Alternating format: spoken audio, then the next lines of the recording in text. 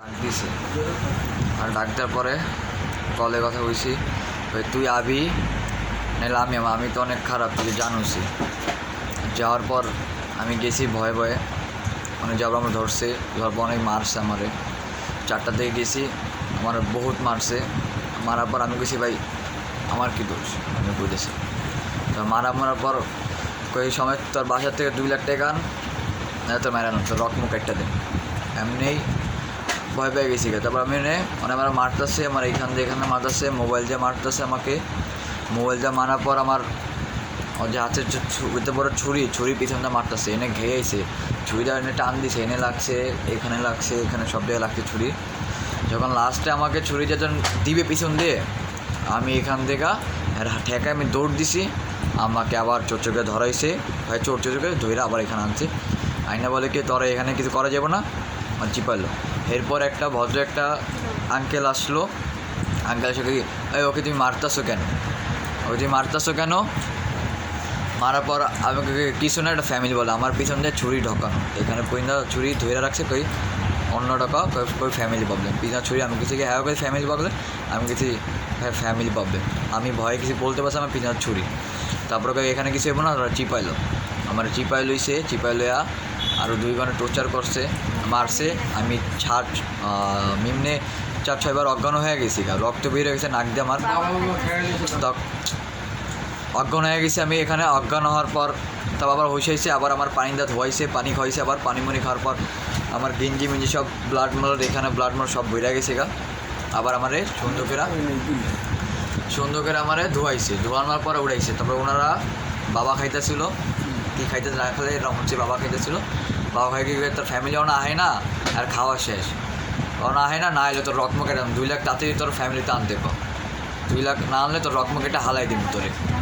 তারপরে আমার উল্টা পালে এখানে ফ্যামিলিকেও ঠিকানা দিয়ে আসছে, আমার ফ্যামিলি জানতেছে না। তারপরে আমার যখন ছুরিটা ঢুকাইতে যাবে, মানে আসতেছে, মানে আমার মেরেই ফেলবে, তখন ওনার আমার ফ্যামিলির তপ করে আইসা পড়ছে। আইসা বলে কয় কি তুই যে সত্যি কথা কস, তোর এমন করবো এমন করবো। তারপরে আমার কইছে কে কষে কেউ। তারপরে আমি আমার ফ্যামিলির সামনে মিশে কথা বলছি, ও অনেক বড় সন্ত্রাস, সবাই জানে। ভয়ে এলো, কেউ কিছু করে না, এলো আমার ফ্যামিলি বাঁচানোর জন্য। আমার ভয়ে বলছে কি এই ভাইয়া আমার কিছু করে না, অন্য মানুষে মারছে, আমারে বাঁচাইছে, অন্য মানুষ আবার বাঁচাইছে। এই জন্যে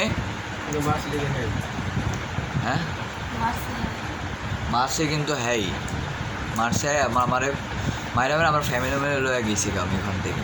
কিন্তু ওনার কয়দিন আগে এরকম করে আরও মানুষকে এমন করছে। তারপর আমাকে বল কি তোর কোন বাপ আছে না আছে, পুলিশ 50টা আমি মারার আসামি, এটাতে আমি ছুড়াইছি, কোনো পুলিশ আমার ভালো ছিটতে পারবো না, মুখে টেকা হালামুখ ছুটতে যাবো গা, কিন্তু তোর আমি মার্ডার করেই ছাড়বো, তাড়াতাড়ি করে 2 লাখ টাকা নে দে। তারপরে আমার বহুত মারছে না, আমি অজ্ঞানে আমি কানতেছি, আমি কইছি আমার বাসা আমি ইনকাম করি, আমার ভাই আমার ছাইরা দেন, আমার ফ্যামিলি হ্যান ত্যান অনেক কিছু কইছি। হেও ছাড়ে না, হেও একজন বাবা খেতেছে, সবাই মিল্লা ফার্স্টে একা মারছিল, তারপরে সবাই মিল্লা আবার মারছে আমার, ধামধুম মারার পর আমার মুখ রক্ত মুক্ত ভইরা অজ্ঞান হয়ে গেছি। 4 মুর বাসার ওই পাশের বাসারও লোক মুখ আইছে, আর ভয়ে কেউ কিছু করে না, সবাই ভয়ে গেছে গা, পানি গেছে মুয়ে পানিতে রক্ত, আমার সব কিছু রক্ত বইরা গেছে। আমার মনে করেন 4টার থেকে রয়েছে, আমার পর 8টা 8:30 পর্যন্ত আমার খেয়াল নাই, 8:30 9টা পর্যন্ত আমি করে মারতে শেষ। আমার ফ্যামিলি আসছে, তখন আমি একটু রায় পাইছি, আমার মনে কলজা ঠান্ডা লাগছে আমার। তখন আমার মিথ্যা কথা বলছে, বলবি না আমি মারছি।